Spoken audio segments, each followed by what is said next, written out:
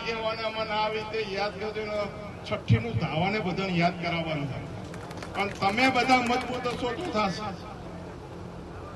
કેમ કે આપણા ઉપર જે વીતી થઈ એ દેખો, આપણે જે કરશો એ ભોગવવાનું છે, અને ઈ કરશે અહીંયાને ભોગવીને જ આવવાનું છે.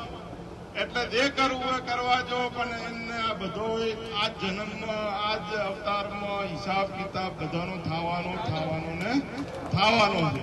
એટલે મજબૂત રહેજો.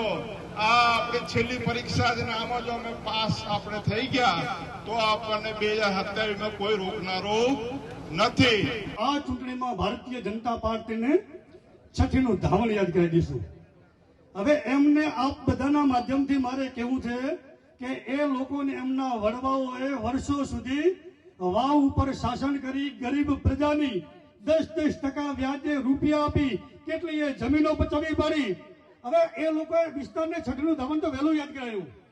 ઓપરે એમને છઠ્ઠીનું ધાવણ યાદ કરવાનો સમય આવ્યો છે.